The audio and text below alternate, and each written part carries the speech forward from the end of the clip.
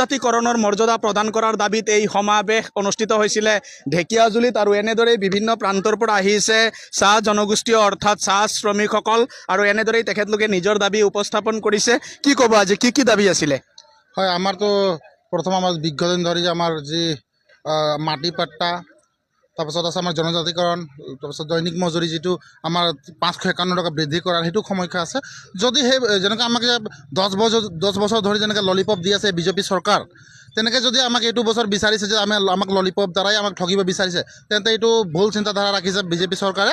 কাৰণ এইটো বছৰ আমি এই বিজেপি চৰকাৰক আমি দেখুৱাই দিম যে আমাৰ এই এই দাবীসমূহ যদি পূৰণ নকৰে আমি এনেকুৱা চৰকাৰক ধিক্কাৰ দিছোঁ আৰু আগন্তুক আমি দেখুৱাই দিম যে আমি চৰকাৰ এটা গঠন কৰি দেখাম। যদি আমাক যদি জাতিকৰণ, মাটি পাট্টা আৰু লগতে আমাক যদি দৈনিক মজুৰি বৃদ্ধি নকৰে আমি দেখুৱাম, কিন্তু 2026 আমি দেখুৱাই দিম। হয়, ইতিমধ্যে শুনিলে চাহ শ্ৰমিকসকলৰ লগতে অসমত বসবাস কৰা চাহ জনগোষ্ঠী অৰ্থাৎ আদিবাসী লোকসকলৰ দীৰ্ঘদিনীয়া সমস্যাৰ সমাধান নহ'লে কিন্তু এইবেলি 26ৰ বিধানসভাত তেখেতলোকে প্ৰত্যুত্তৰ দিব, এই কথা আজি স্পষ্ট কৰিছে এই সমাৱেশৰ পৰাই।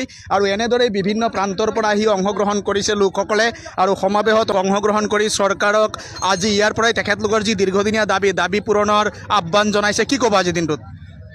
हाँ, अंदर যেটা নাকি अंदर যেটা দাবি है ST আর अंदर মাটি পাট্টা আর अंदर যেটা নাকি মজুরি 551 টাকা, এই তিনটা দাবি আমাদের যদি নাই পূরণ করবে তো সরকার আমরা গিরাই দেবই, একটা भी ভোট নাই পাবে।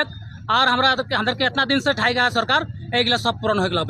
হয়, ইতিমধ্যে শুনিলে ইমান দিনে চৰকাৰে প্ৰতাৰণা কৰাৰ অভিযোগ তুলিছে তেখেতলোকে আৰু অভিযোগ তুলি এই সমাৱেশ আজি আয়োজন কৰিছিলে ঢেকিয়াজুলিত।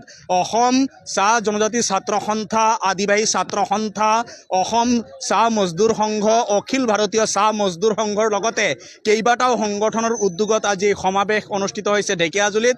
আৰু এই সমাৱেশৰ পৰিৱেশ আমি দেখুৱাই আছোঁ। এনেদৰেই অজস্ৰ লোকে অংশগ্ৰহণ কৰিছে বিভিন্ন প্ৰান্তৰ পৰা আহি। কি ক'ব আজিৰ দিনটোত? नमस्कार।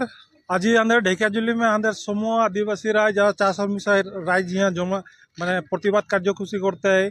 मामा तो के जाना देती है हमने के माटी के पाटा और हमने के दैनिक हाजरा 551 टका और ST नहीं दिले, एक बार हमने बीजेपी के वोट बिल्कुल नहीं देबो। और हमने के गांव घर में हमने MLA मिनिस्टर के ढुके भी नहीं देबो। हमने के माटी के पाटा ST और अंदर बागान कर हाजरा 551 টাকা দেখ লাগি। আর লগে লগে আমাদের জনপ্রিয় কণ্ঠশিল্পী জুবিন গার্গকে নিয়ে আমাদেরকে দেখে লাগবে, নাই দিলে কিন্তু এবার বিজেপি সরকার আমাদের আসাম সে টাটা বাই বাই হবে।